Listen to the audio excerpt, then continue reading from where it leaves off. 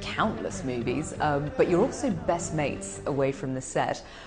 What is it, do you think? I mean, is it some sort of magic formula that you have that seems to help you two work together so well? I think the first thing is it's trust. That, you know, I don't get into the, like if he's got a subject, when you know, I gave him a book called The Curious Incident of the Dog in the Night. I think it's written by a gentleman called Haddon. I said, you know, you should make a film with a little kid and who's autistic, and a story of a father and a son. Obviously, assuming if you took me as a father and then, you know, little child who's autistic, and then he comes up with a script where I'm autistic, and you know, which has got this whole plot. So I'm like, you know, this is a little strange, because when you make a film with me, as far as Karan and me are concerned, we normally make a little more commercially viable films. So he said, no, this is what I want to do. So I trust him. I trust him completely. Would you come with me, sir?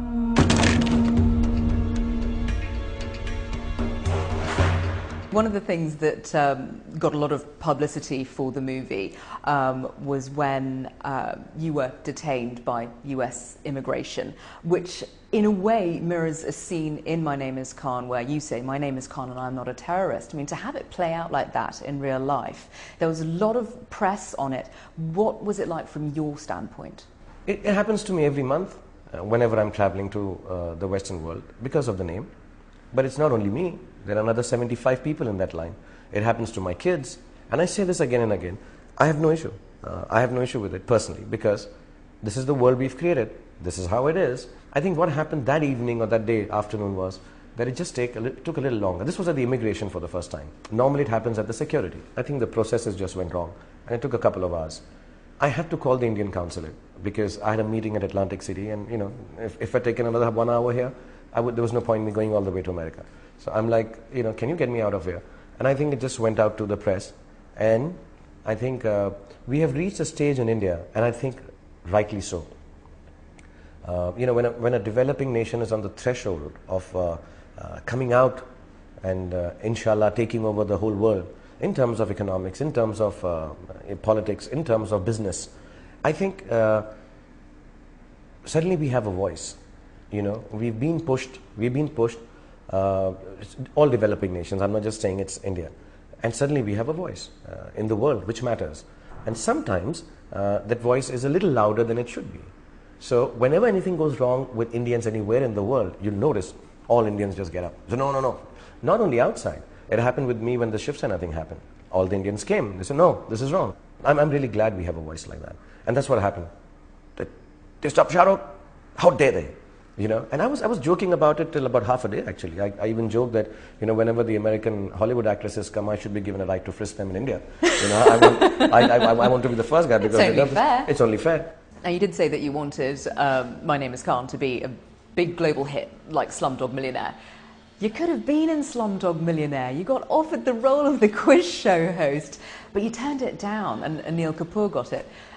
Do you beat yourself up about that decision? No, or do you stand no. by it? I really wanted that film to be made. I'd read the Indian novel by Shah Rukh. I'd bought it. I wanted to make it myself, but an Indian film. When I read this script, I knew they'd made a much better film than I could ever. Why didn't you want a part of that fantastic film then? One, I'm not offered very many great films, honestly. I don't know. I don't have an agent and stuff in the West. Also, I'd hosted Who Wants to Be a Millionaire. Here, the host was a bit of a fixer. So it could be B, Ricky Ponting. Or D, Jack Hobbs. Final answer, D.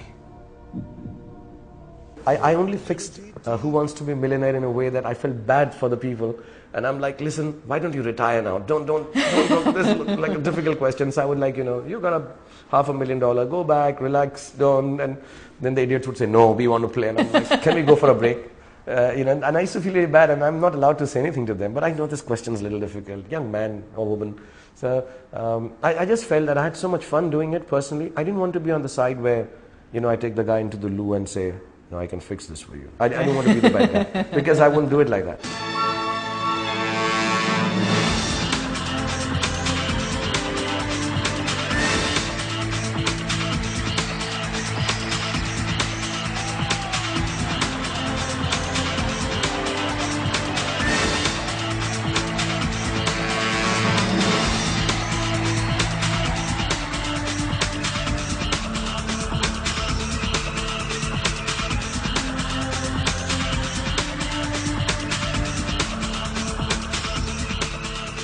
So let's talk about those days before you hit the big time. Although you were born here in India, your ancestral home is Peshawar, Pakistan, and both of your parents died before you had your first movie.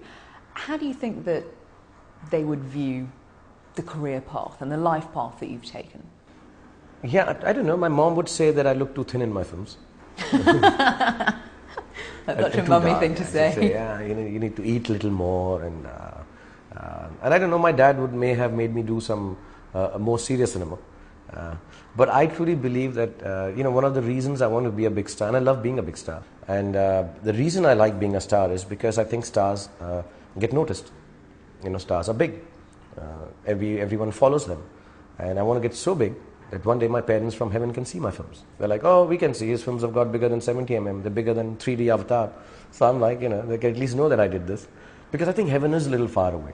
And, but I guess, you've got to lose some. And I also feel that maybe Allah has given me so much because He's taken so much away from me. So it's how it kind of gets balanced. But I'm happy now the kids are there. I sort of believe that love needed to be transferred somewhere from me, and it is transferred to my son and daughter now. That's a gorgeous way of looking at it, I have to say. You didn't come from a filmmaking family, so when you moved to Mumbai in 1991, was it difficult to break into this industry? Because, in India, it's notoriously nepotistic. I came here, and everybody was so nice. They would call me to their houses, they'd give me the best roles, and they give me good food, and, all of them would tell me that I don't look like a hero, but they really like me. So I was really, really, really welcomed beautifully by the people here. I heard stories, I'm writing a book and I don't have any chapters where I've struggled. So, when my friends read it, say, but what kind of an autobiography is this? There's no sad and bad times. I'm like, but I didn't have sad and bad times in Mumbai.